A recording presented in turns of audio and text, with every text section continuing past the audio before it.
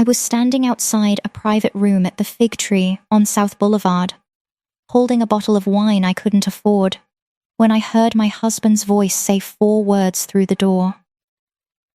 "Will you marry me?"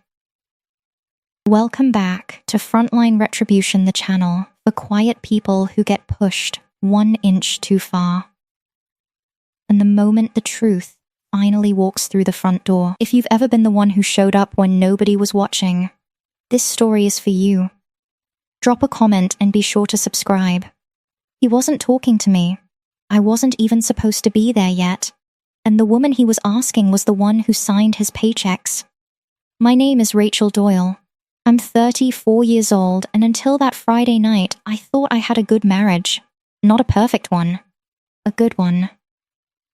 My husband, Mark, was 36, a mid-level project manager at a logistics firm downtown called Corland Freight Solutions. I worked the front desk at a pediatric dental office off Providence Road, $41,000 a year. Decent benefits, forgettable job. We lived in a 2-bedroom rental in Plaza Midwood, paid $1,900 a month, and we'd been married for 6 years. For the past year, Mark had been talking about his new CEO. Her name was Diane Halstead. She'd taken over Corland after a private equity buyout, and according to Mark, she was reshaping the whole culture. He started staying late. He started dressing better for work than he did for me. I noticed, but I didn't say anything, because that's what you do when you've been married 6 years and you don't want to be the paranoid wife. The signs were there for months, if I'm honest. Little ones. He started taking calls in the bathroom with the fan running. He said it was because the walls in the office were thin. He stopped wearing his ring to the gym.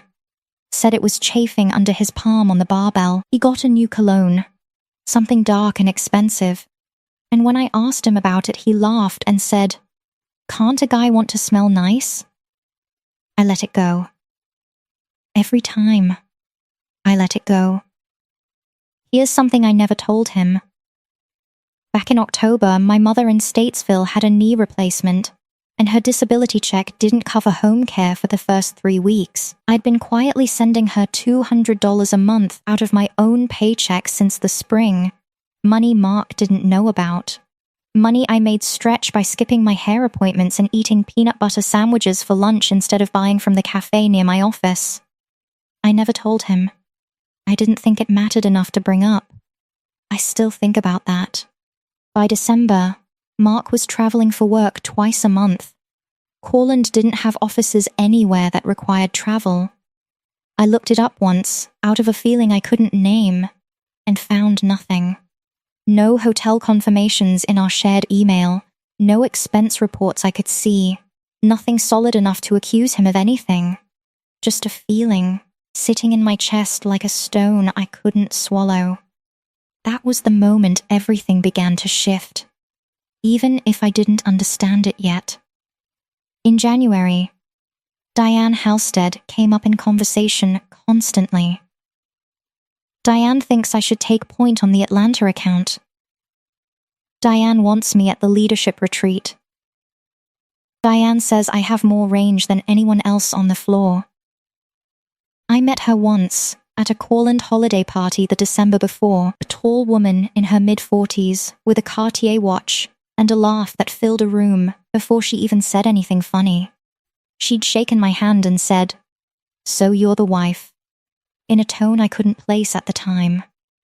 Now, I understood exactly what that tone was. I wish I had paid attention sooner. Valentine's Day fell on a Friday that year. Mark told me he had a mandatory Corland leadership dinner that night. Black tie, no +1s allowed, some kind of quarterly executive thing. He said he was sorry, that he'd make it up to me Saturday, that he'd already booked us a table at Fahrenheit for the following night. I believed him. I always believed him. But my coworker Priya, who did our office's scheduling, had a cousin who worked catering for the Fig Tree, and she mentioned offhand that they had a private buyout that Friday night.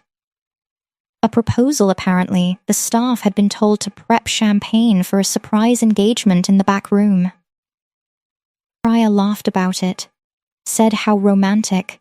Some lucky woman was getting engaged on Valentine's Day.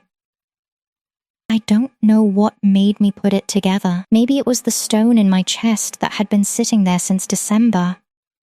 I told Priya I needed to cover a personal errand, and I left the office at 4:15.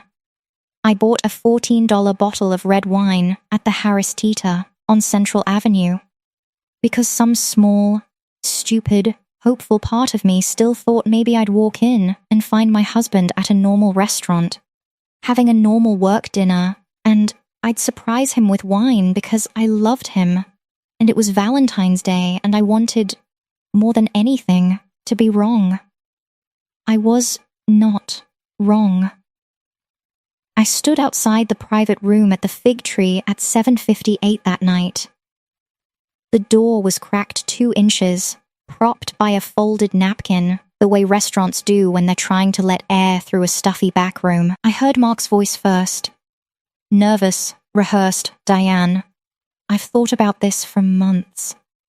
You make me feel like the man I always wanted to be. I've never felt like this with anyone. Then a pause. Then, will you marry me? I stood there holding a $14 bottle of wine like an idiot, listening to my husband propose to his boss, in a restaurant 12 minutes from the office where I answered phones for a dentist, on the one night of the year built entirely around romance. I didn't scream. I didn't throw the bottle. I want to tell you I did something dramatic, but the truth is, I just stood there, completely still, while a waiter walked past me carrying a tray of champagne flutes toward that door, and I realized the whole restaurant staff knew before I did. I set the bottle down on a side table by the coat check, and I walked out into the parking lot and sat in my car for 11 minutes before I could make my hands stop shaking enough to drive. The next 6 weeks were the hardest of my life. And I don't say that lightly. Mark moved out within 4 days, once I told him what I'd heard. And he didn't even try to deny it. He said things had developed with Diane over the past year, that he'd been meaning to tell me, that timing had just never felt right. He said it like he was describing weather, like it was something that had happened to him, instead of something he'd chosen every single week for a year. I found out later, from a mutual friend at Corland, that Diane had pushed for Mark's promotion to senior project manager back in October. The same month, my mother needed knee surgery, and I was eating peanut butter sandwiches to send her $200 I never told anyone about. His raise had come from the same woman he was sleeping with. I don't know why that detail hurt worse than the rest, but it did. I lost 11 pounds in 6 weeks without trying. I stopped sleeping past 4 in the morning. My rent was $1,900 a month, and my half had always been $850. But with Mark gone, I was suddenly staring down the full amount, and my mother's care in Statesville still needed that $200 every month. Money I kept sending even though nobody was asking me to, and nobody knew I was doing it. I ate a lot of eggs that spring, because eggs were cheap and filling, and some nights that's all there was in the fridge. I picked up extra shifts covering for the office manager on Saturdays.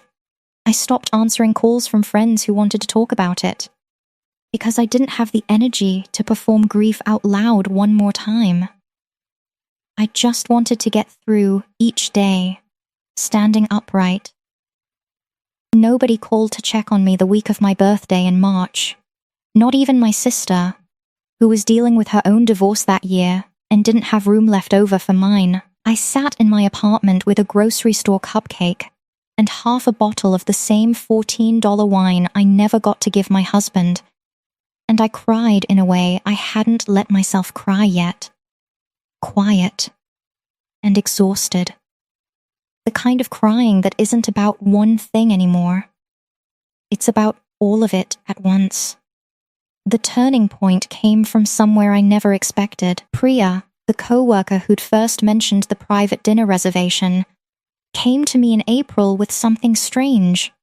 Her cousin, the one who did catering at the Fig Tree, had mentioned that the same private room had been rebooked for another celebration dinner that month, this time for Corland's annual shareholder announcement. Diane Halstead was being investigated internally, quietly, for using company funds to cover the cost of client entertainment that turned out to be personal, including, according to 2 other employees who'd come forward, several dinners and a weekend trip that had nothing to do with Corland's clients at all. One of those employees remembered my name from the holiday party. She reached out to me directly, almost apologetically, and asked if I still had any old shared calendar invites or expense confirmations from Mark's business trips the previous year. I did. I'd never deleted them. Not out of strategy, just because I hadn't had the heart to clean out our shared accounts yet. 3 of those trips lined up exactly with company retreat weekends that had been billed to Corland as client development expenses. Mark's name was on them. So was Diane's. I didn't go to Corland with vengeance in mind. I went because a woman from HR asked me a direct question, and I decided, for the first time in months, to stop protecting people who'd never once protected me. I handed over what I had. I didn't have to say a word beyond that. 6 weeks later, Diane Halstead resigned from Corland Freight Solutions, quietly, the way executives do when a board wants to avoid a lawsuit more than it wants justice. Mark was let go 2 weeks after that, officially for policy violations related to expense reporting, though everyone at Corland knew exactly what it really meant. He'd lost the wife, the marriage, the promotion Diane had pushed through for him, and the woman he'd proposed to, all within 4 months of that Valentine's Day. I didn't do anything except stop covering for people who'd stopped deserving it. I still work at the dental office off Providence Road. I still make $41,000 a year. My rent is still $1,900, though I moved to a smaller 1-bedroom in Noda that costs less. And my mother in Statesville is doing better now, out of home care and back to walking her dog around the block every morning. I still send her money sometimes, though now she knows about it, because I decided somewhere in all of this that I was done being quiet about the things I carried. I ran into Mark once, this past winter, at a gas station on Independence Boulevard. He looked thinner, older.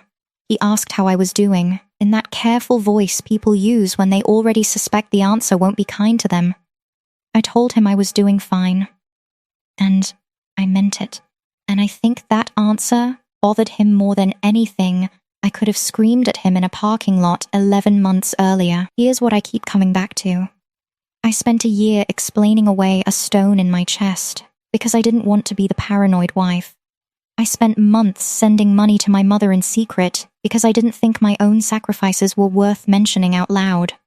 And somewhere in that same stretch of time, my husband was building an entire second life 12 minutes from my office, on money that came, in part, from the woman he was building it with.